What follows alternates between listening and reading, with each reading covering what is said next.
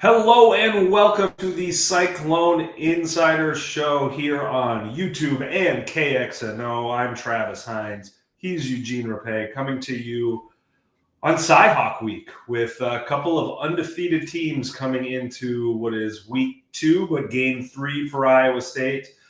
Eugene, I don't know that we need to spend a ton of time talking about Iowa State's absolute beatdown of South Dakota, especially when we have a game like Saturdays ahead of us. So I think we just skip it and head right into the Cyhawk of what I think is a super intriguing matchup. It's not the top 10 matchup of 2021. It's not that, that fever pitch that 2019 got when game day was in town and Iowa State was really on the rise and Iowa had a really good team that year.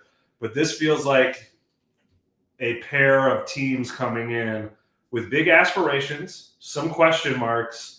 And I don't think that this is a fork in the road kind of game for either team, but I do think it is a level up game for both teams, that you win and a lot can change for you. Where you lose, you got work to do. So I do think this is a big game for both teams and what I think will be a pretty competitive matchup between these two. Yeah, the series has always been super close, and I don't think that this Saturday will be anything different. It should be another tight game for both teams. Like you said, that there's so much for them to prove here. I mean, for Iowa State, you already have the win over K-State. You beat South Dakota. You win this. Now you're 3-0, looking pretty good going into your road trip against Arkansas State and then the start of Big 12 play. And then for Iowa, I mean, yeah, you beat Albany, but if you can beat your rival on the road with a new quarterback who's looking to shake off a very shaky debut, and of course another win in the Cyhawk series, that would go a big way for them as well. So for both teams, I mean, there's a lot riding on this and how it could potentially set them up for the future. Yeah, and I think there's going to be a lot of variables about who wins this game. Frankly, I think some years you can look at this and say, if Iowa State can score against this Iowa defense, they're going to win. If Iowa State can avoid penalties, or if Iowa State can, play the special teams and field goal game to a draw, they've got a better chance.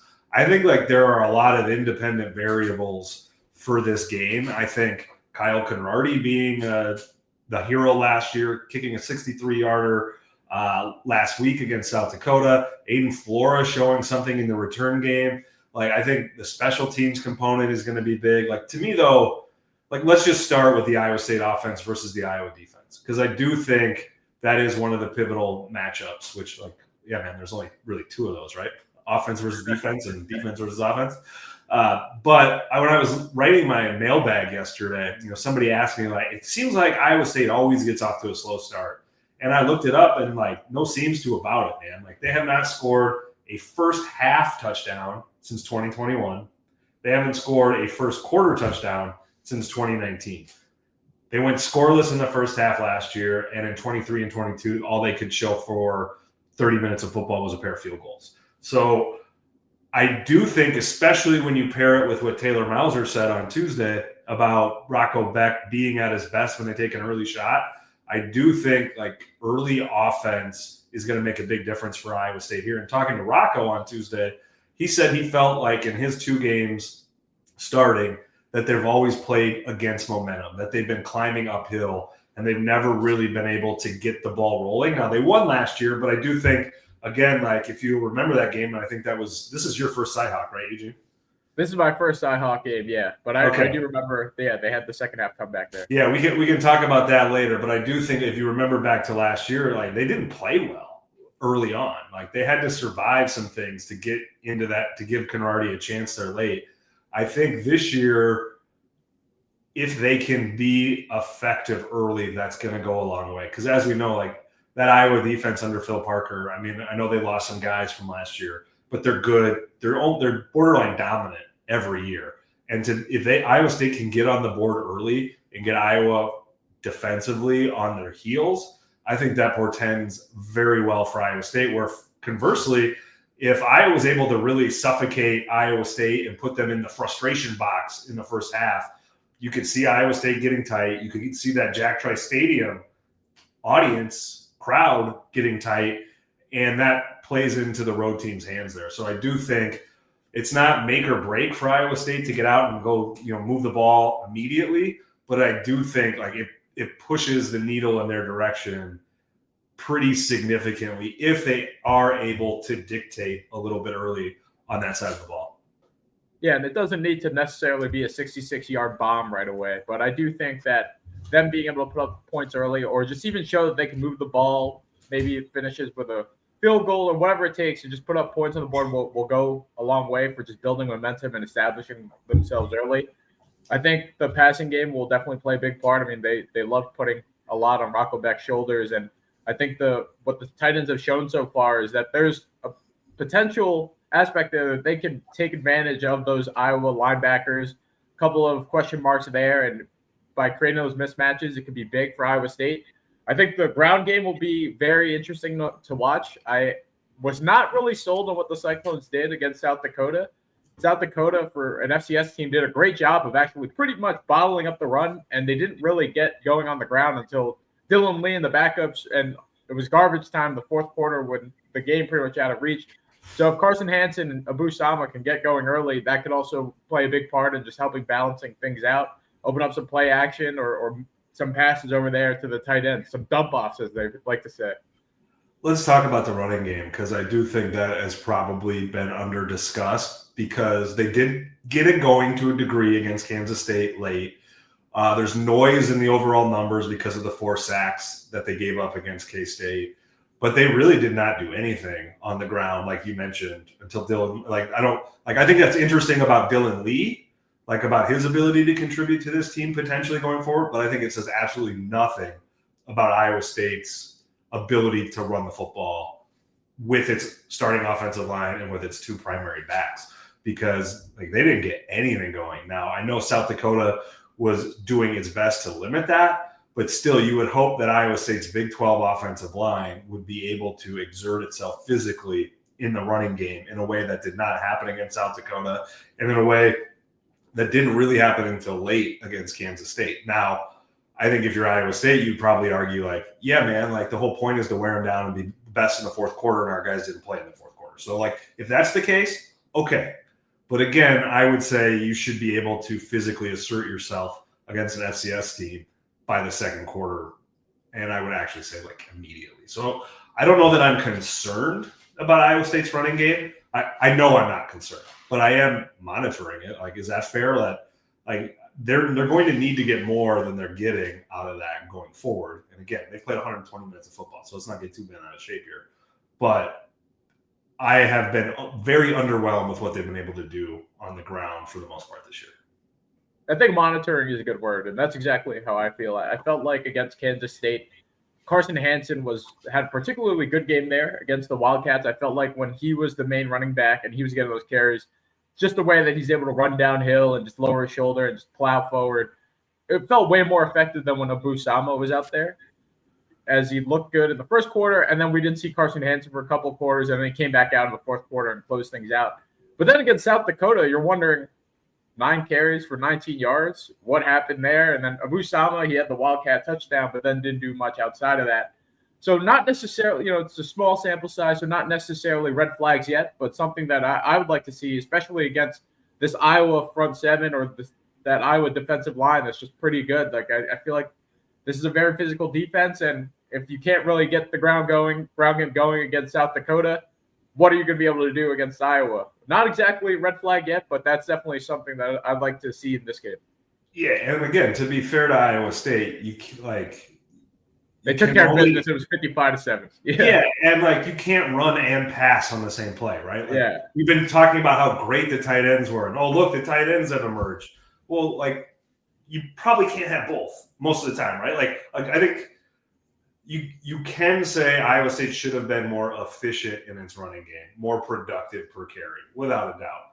But the goal, and they talk about this all the time, and I think it's a fair, if nuanced point, is the goal is not to rack up a bunch of passing yards or to rack up a bunch of running yards. The yards and how you get them are a function not even of scoring points with the way that Campbell, I think, thinks about football games. It's a function of trying to win the football game. So it's not always how fast can you score or we have to pass or we have to run. It's what can we do to facilitate us winning the football game. And I do think we do lose track of that sometimes, but that's also you got to be careful, because like all these are components of doing that, and you can't overemphasize or underemphasize any of them. You have to look at the whole tapestry. And I think in terms of when you look at the South Dakota game, or even you look at a week 0 game, no matter who it's against, it's all kind of about trying to project out and figure out like what can this team do going forward. It doesn't have to do everything all at once, right? But there are going to be times where they have to be able to run the football to win the football game. There are going to be times where they have to pass the ball to win the football game. Going to be times when they have to use the tight ends, or whatever else you want to do. And it's clear, like if this team has the aspirations that we think it does in terms of Big 12 championship, they're going to have a lot of those tools in their tool belt. And right now, I think the question is, like how effective is the hammer that is the running game right now? Yeah, and especially just going into the season, I felt like there were high expectations for that two-headed monster of Sama and Hansen. So far, we haven't exactly seen it, but it's still very early on. It's only 2 games in, and there's still plenty of time, or plenty of just opportunities for them to just show that, yeah, they can still do it. Let's talk about, should we talk about the wide receivers? Because I do think like we're kind of waiting on that, right? Like that's the other part. Yeah. Still waiting. Yeah. Overby had a good early game, disappeared against South Dakota. We did see a little bit of Xavier Townsend. Like to me, he's shown like some of that athletic burst. That's interesting. Chase Sowell has been MIA. Even like Eskildsen. Am I saying that right? Eskildsen. Yeah. Like had the opening play, like the 66-yarder that probably should have been a touchdown. If Rocco gets a little bit more under that. But other than that, and again, this goes to like the tight ends are catching passes, the wide receivers aren't. But when you're talking about tools in the tool belt, where are the wide receivers there? Like I think again, that is a fair question to wonder about. Maybe not so much in this game, but going forward in the Big 12, where as good as John Haycock's defenses are, you're probably going to find yourself in a shootout at some point this season. Yeah, but the wide receivers, it's interesting because on one hand, we talk about the emergence of the tight ends, and I feel like the tight ends like Burkle and Bramer and even Tyler Moore now getting involved, it kind of relieves some of the pressure from especially some of those younger wide receivers or even like the new transfers. Xavier Townsend definitely had a better second game. We saw when the ball was in his hands, he was able to just kind of shake a couple of defenders off. You could see that speed. You could see that agility. Limited damage, but he also did score that touchdown off of that interesting play where they had him in motion, put him in the backfield, and had him take it out in a sweep. Chase Sowell, though, at 0 catches, 0 yards, definitely starting. I feel like the wide receiver concern is, when is he going to show up? When is he going to be able to contribute? But overall, with the wide receivers, I feel like there's a nice balance right now, and I'm not particularly too concerned, but I am starting to get concerned about Sowell specifically. But I feel like just with the tight ends being able to play and get involved in this passing game and have them really spread the ball out. I mean, it was 6 receivers with at least 2 or more receptions against Kansas State. Now it was 10 different guys that logged catches against South Dakota. Just that balance right now is working for Iowa State. But I do think that, a guy like Sowell, like when is he going to show up? I'm not particularly too concerned about the core overall. Yeah, like the way I'm kind of looking at it is I think when we get 4, 5, 6 weeks out from where we are right now, we're going to look back at these early weeks and be thinking one of 2 things. One, hey, this is a balanced offense. It's not going to be one thing this week. It's going to be the other the next. Like it's going to be game plan dependent, and they've got all these options, and sometimes it's going to, over-index in one direction or another.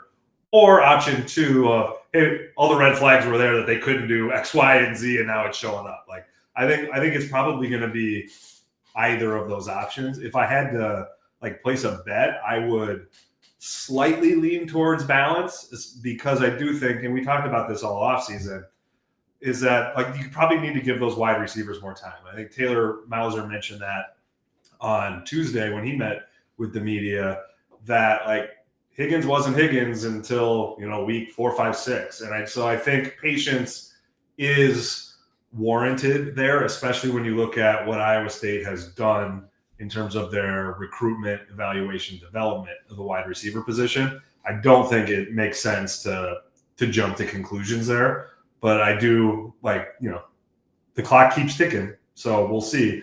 I don't think we're going to draw a conclusion this week. We're probably not drawing a conclusion until probably October, right? A feeling where you really got to say, oh, they figured it out, or oh, this is a problem. And it doesn't have to be Townsend or Sowell either. I think Overby can play. Eli Green, they I think keep wanting him to have a breakout. They still have some options there. It doesn't have to be those two guys. They're the most obvious and probably have the highest ceiling. But I think, again, it's warranted to give them some time to try to figure it out. Now, on the other sideline, I think it's a 5-alarm fire what's going on with their offense, their passing game, because we've seen it now going back to Spencer Petras, Cade McNamara, and now Mark Gronowski throwing for 44 yards against Albany. Man, that's tough. And it was only, I saw the fourth or fifth worst passing game for an Iowa quarterback in the last however many years. I think Deacon Hill threw for 32 and beat Wisconsin a couple years ago. So Iowa can win with offense like that, but holy cow, does it make it hard? That offense, that's got to be so concerning to Iowa fans and to that Iowa staff, and so alleviating for the Iowa State coaching staff, because that is the one thing defensively, one of two things I think defensively that we've seen where they're going to be, at least early on, susceptible or on watch for teams trying to take the top off against those young safeties. It's funny. I remember we didn't watch the whole Iowa-Albany game. I think we pretty much tuned out once it was just so lopsided. But during the Tuesday availability, Matt Campbell was like, oh, Mark Gronowski improved as the game went on. And I thought to myself, oh, okay, maybe let me double-check the box score. I don't remember that, because I felt like when we stopped watching, he had 30 passing yards. Maybe he finished with 150 or maybe he finished with 100.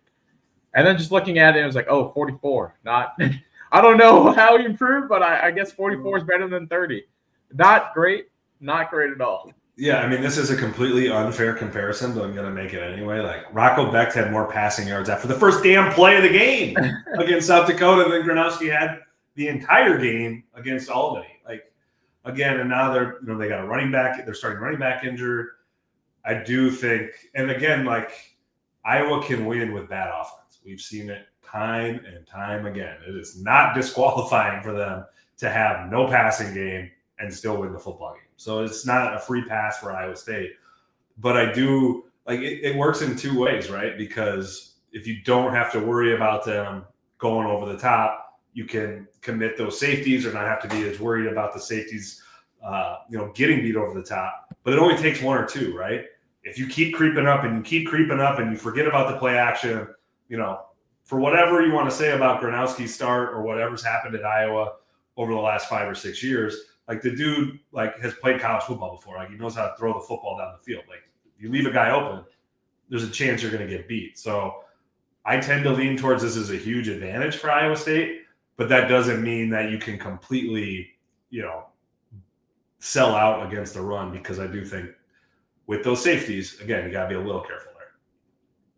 Yeah, and we've seen actually games of last year where, albeit Iowa State was very injured and they were deep in the depth chart, but I think back to the UCF game where they didn't even need a quarterback. The quarterback, Dakari Brown, threw for about 55 yards, and then they had 350 yards rushing against Iowa State, and then that ended up being a close game. Iowa put up over 300 rushing yards with a variety of running backs against Albany, and albeit that's Albany, but if that offensive line can get a push like that or even get close to that sort of production, that can help take some of the pressure off Mark Gronowski. I'm not expecting Gronowski to throw another dud. If he does, then Iowa has a real red flag problem. But it could just be a first impression. It could just be nerves or whatever it may be. But my money is not on him throwing for 44 yards again. I don't know if he'll the world that's too much. You're taking the under or the over there?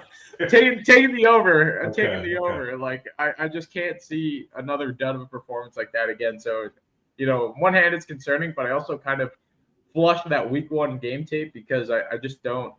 I feel like it might be irresponsible to think that he's terrible.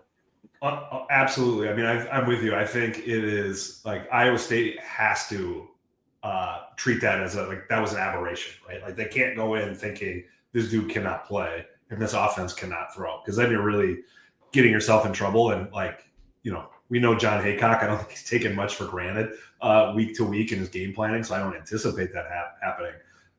But I do think you have to, if you're Iowa State, in terms of your game plan and your preparation, you have to make the assumption that was first game jitters or rust or whatever it is, and that they're going to be much more competent throwing the ball. But you did mention the running game and how Iowa State has still, found itself in dogfights, taking away a pass and getting hurt by the run. South Dakota, their running back was effective at times against Iowa State. Kansas State was effective at times against Iowa State with their backup running back. So there is still danger that Iowa offense shows for Iowa State if they cannot tackle, stop the run, because we've seen Dom Orange eating up blocks. We haven't seen the defensive ends get super involved, and I still think now with Carson Willich hurt at linebacker, they're still trying to figure some things out there, because that was the South Dakota game where Bo Goodwin got beat in the pass game to the running back. There's still some kinks that they got to work out there in terms of the linebackers and up front. So this is not a shooting fish in the barrel, I don't think, for this Iowa State defense. So yeah, South Dakota had that early traction. I mean, I felt like their running back played pretty well for the first couple of drives, and then once they had that interception that was picked by Jameson Patton, then all the wheels popped off slowly, and then it was downhill for them from there. But yeah, the run defense, that's another thing that I'd like to see. I feel like with Willich out, but also just with a new look defense, or still those linebackers getting involved, and of course the safeties up top. How would they handle a running game like this? How will they get involved? Will they stack the box? Just how will they approach an attack like that? He's Eugene Rapay. I'm Travis Hines. This is the Cyclone Insider Hour. Let's talk now a little bit about what this game can mean, I think, for both teams, but specifically for Iowa State. And we touched on it, I think, a little bit early. But I don't think in terms of, obviously it has no bearing on the Big 12 race. When you're talking about this game for a team, I said this, I think, on KXNO yesterday. We used to look at this Iowa game from the Iowa State perspective of the difference between going to a bowl game or not, getting that 6th win or getting stuck at 5. And I think later in the Campbell years, it's okay, if you win this game, are you looking at 8 or 9 wins? And does that maybe elevate you a tier in the bowl game? And I think now with where Iowa State is and where college football is and the Big 12 is, you have to talk about this game, at least to some degree, in terms of what it means for the college football playoff, right? If Iowa State wins this game and wins the Big 12, you're talking, okay, does that get you in your seeding? Does that maybe not elevate you a seed line, but is that enough to get you up over the hump over another team? If you don't win the Big 12 and you win this game, is this game a feather in your resume cap? Which I'm mixing metaphors here. I'm sorry, the resume cap? What the hell am I talking about? Is this a line item in your resume that gets you in as a second Big 12 team, over a second ACC team or a 9th SEC or Big 10 team? And I think I don't know, of course I don't know if that'll do that, but it sure as hell will help, right? Yeah, I feel like it could only hurt them if they don't win this game. We know the value that the Big Ten has in the eyes of the committee, and I feel like if you can beat Iowa, just to have that would help more than if they were to lose this game. Now that becomes a knock against them. You couldn't even beat this team. Who knows where they'll finish in the Big Ten? But, if you couldn't even beat this team, how can you expect to be ranked higher or seated higher than this other team? So just with this, I mean, especially early on, they got to collect any and all wins before going to the Big 12 play.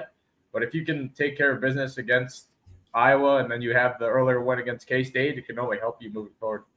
And not only would it be a knock against Iowa State, I think it'd be used against the entire Big 12, especially if Iowa State goes on to being one of the 1 or 2 best teams in the Big 12, because I don't anticipate Iowa being one of the best teams in the Big 10, right? They're not better than Ohio State. They're not better than Penn State. They're not better than Michigan. They're not better than Oregon.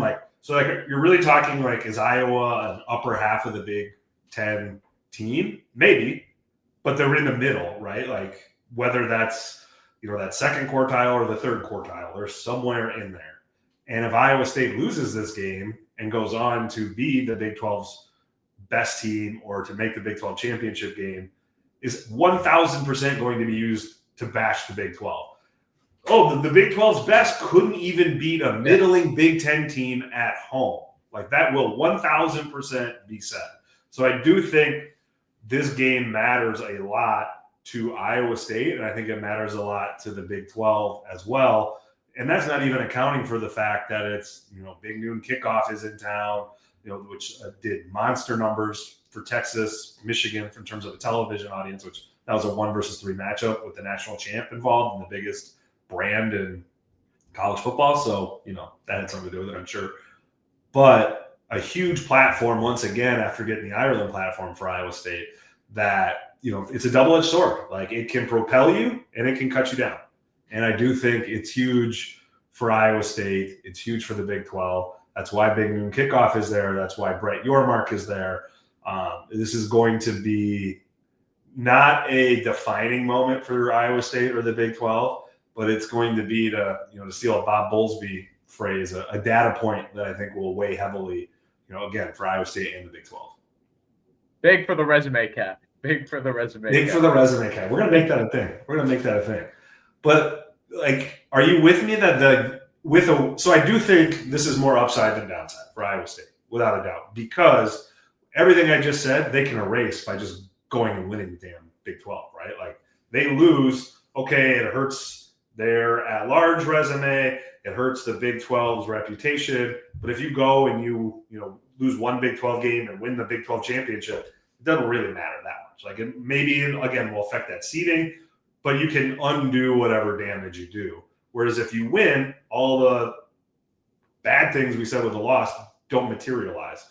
And I do think like the upside here is way more significant without taking into consideration that Iowa State fans will have to, eat guff from Iowa fans for 12 months if they lose. Yeah, a win totally puts them more in the driver's seat and just more in control of their own destiny, which I feel like, especially in this day and age, that's where you want to be.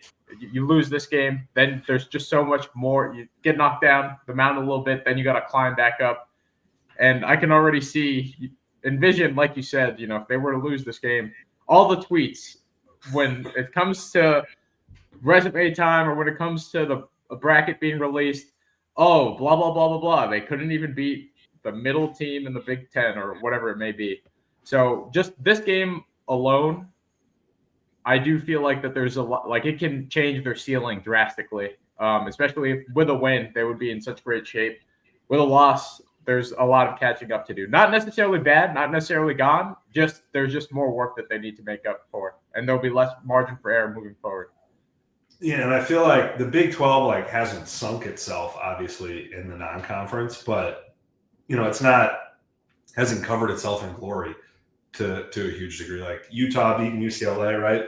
But Baylor losing, whatever's going on in Oklahoma State with Mike Gundy getting into a war of words with Oregon and Dan Lanning. Like, I do think the setup here for the Big 12's reputation, which seems like a very silly thing to have to talk about in terms of a national landscape, but is 1,000% relevant when you're talking about the CFP, when you're talking about the politicking that goes on, when you're talking about the fact that the sport is so dominated, the discussion and perception by these television networks now that have huge financial stakes in one league or another, with ESPN, going in with major money for the SEC, Fox going in major money for the Big Ten, and the Big 12's over here like, hey, can we have a teleconference with Dave Portnoy so somebody talks nicely about us? Like, there is a lot going on here in terms of perception and reputation and media coverage, frankly,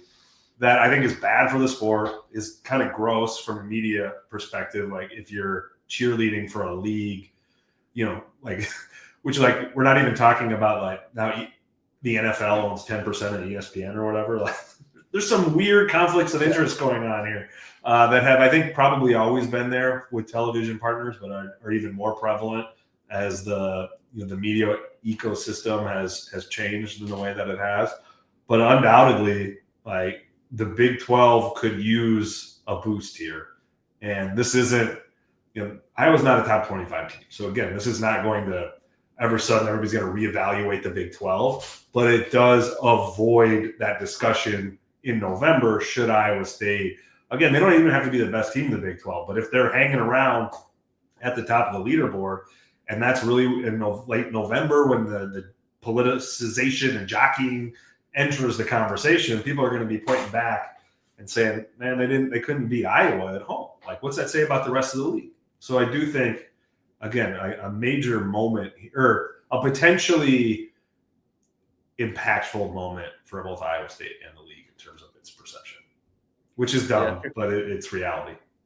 It is dumb, and it's very much reality. I remember during the preseason, ESPN had a segment, a very brief segment, but they were just talking about preseason things.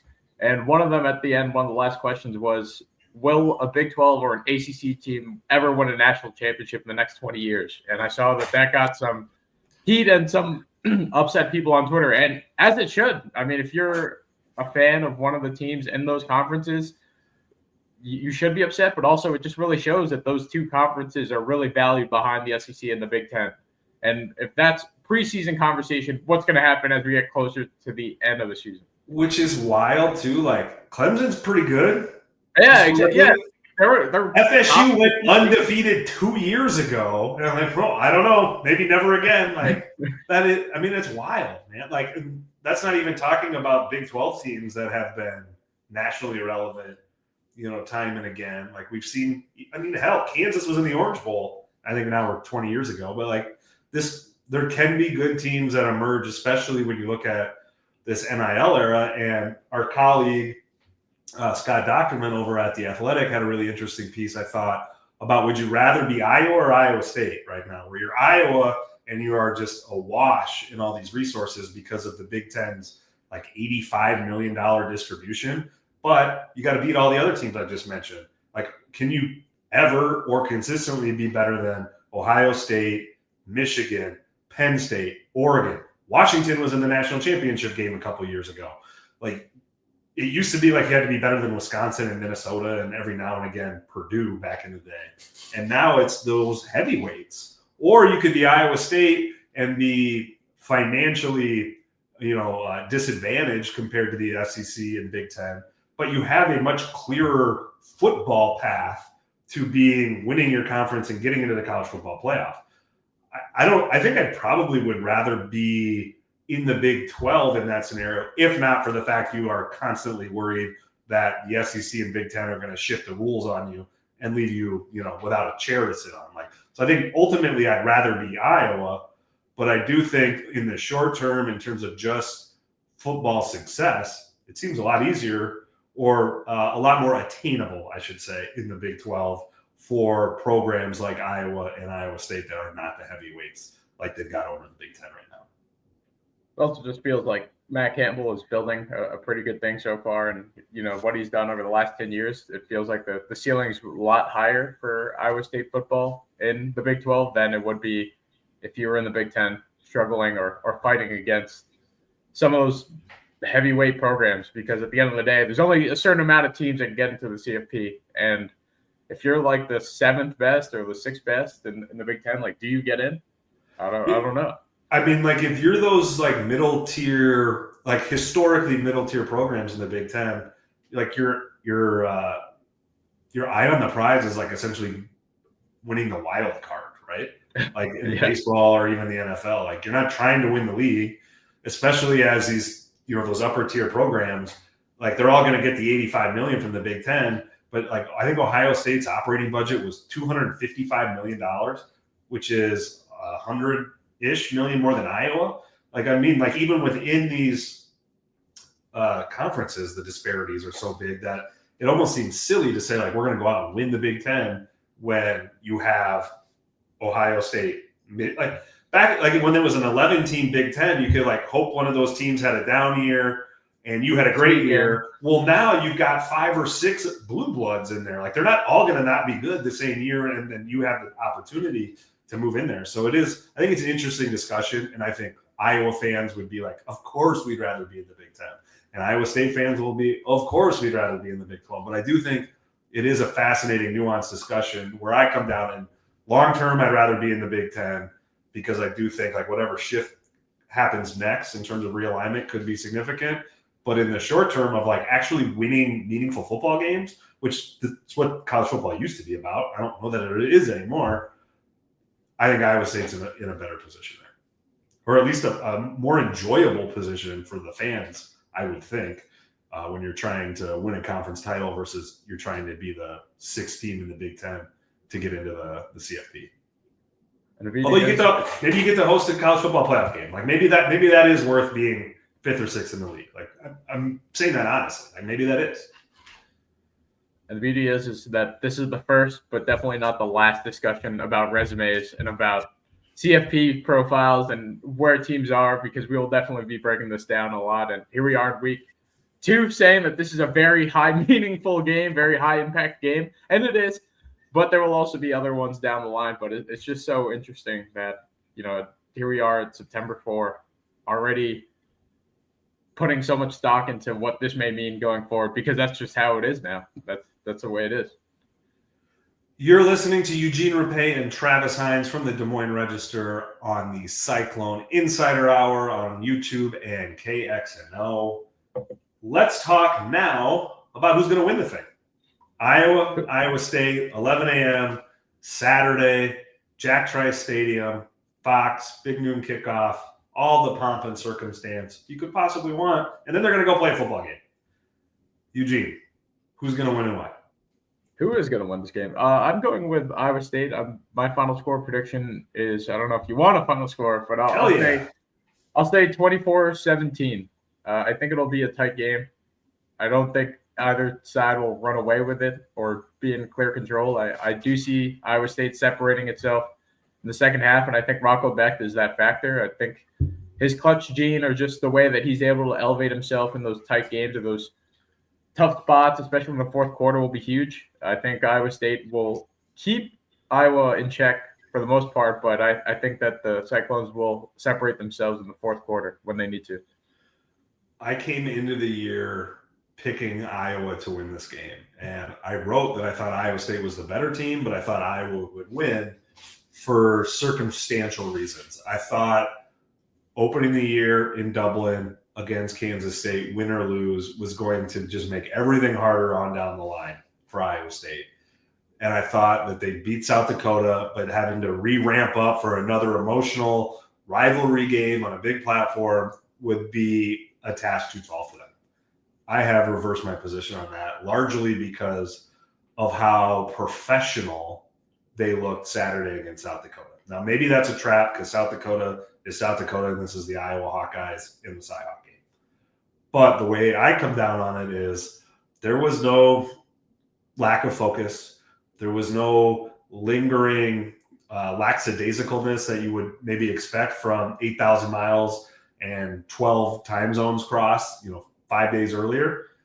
Iowa State came out and dominated on both sides of the ball, specifically defensively after that first series, and showed no ill effects, not only from the travel and from the game, but from their focus. Like, that would have been such an easy game for Iowa State to kind of mail in and go through the motions with K-State in the rearview mirror and Iowa, coming up this week. And instead of that, we got, again, what I would call a professional performance from Iowa State. They went out and took care of business from kickoff until that final play on the 1-yard line. And I think Iowa State is the better team. And now I think a lot of the situational and circumstantial issues that I thought would prove difficult for Iowa State to overcome, I'm not concerned about anymore. And so I think Iowa State's going to win this game.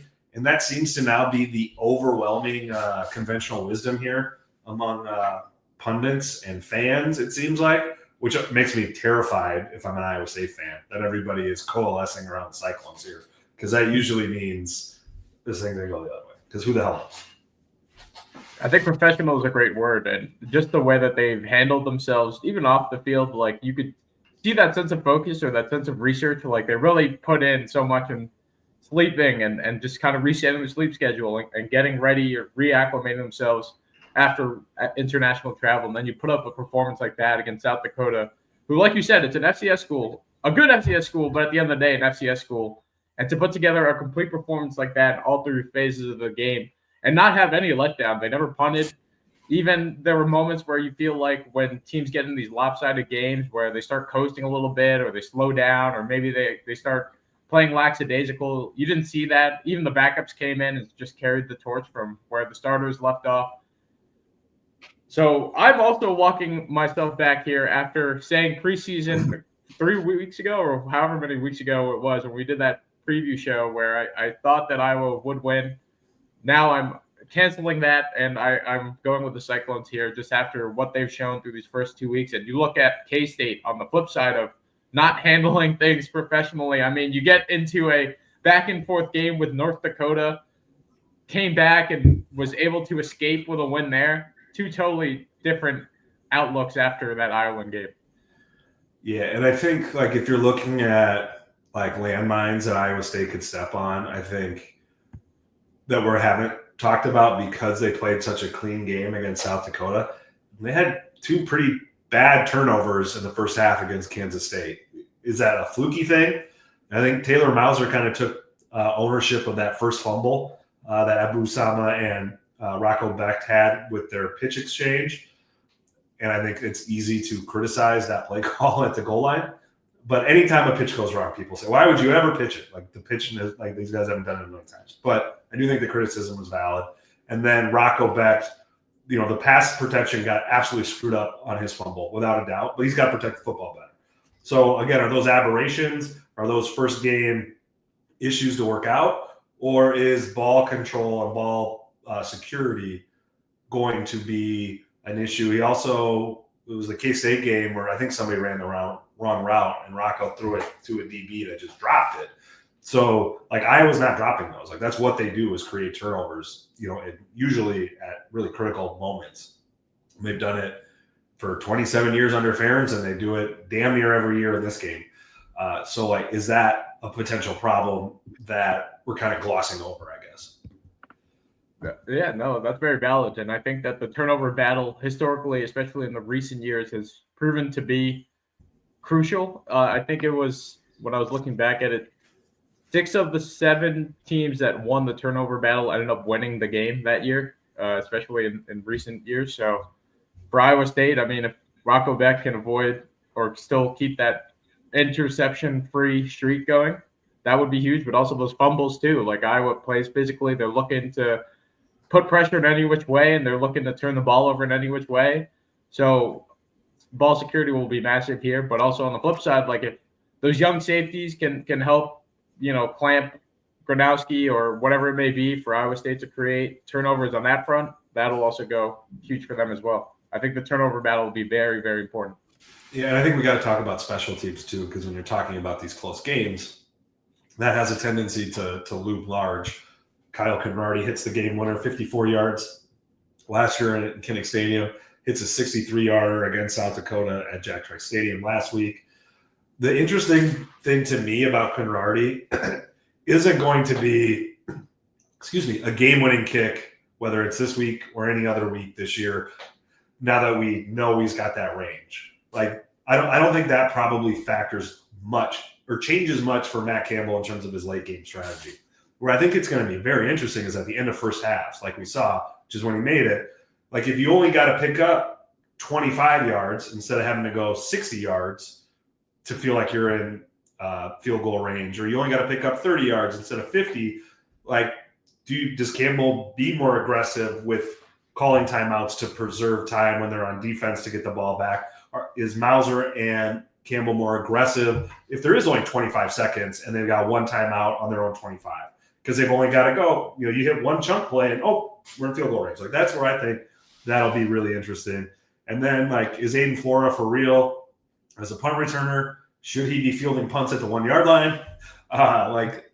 you do that against Iowa and you get tackled, it's suddenly not like the great story of you going 99 yards and then getting called back. It's what the hell is that dude doing fielding the ball at the 1 yard line? So I do think like special teams, again, is probably something that you have to keep an eye on, but it's been a major plus for Iowa State here through 2 games. And is Aiden Flora healthy? We got banged up at the end of that last game, and with the way that it's been now, no availability reports, anything goes, Wild Wild West, guys coming out in boots, people coming in street clothes. Yeah, I mean, we'll see if he's even healthy this Saturday. We will see Saturday morning, first day in bright and early, Iowa State, Iowa, the Cyhawk game, 11 a.m. at Jack Trice Stadium. Eugene will be there. I'll be there. The Des Moines Register, I think, will have the majority of the sports department in that press box on Saturday morning. So be sure to check out DesMoinesRegister.com for the rest of this week and certainly into Saturday and Sunday for more Cyhawk coverage than you could ever want. For Eugene, I'm Travis. This has been the Cyclone Insider Hour on KXNO and YouTube. Thanks for watching. Thanks for listening. We'll catch you next time.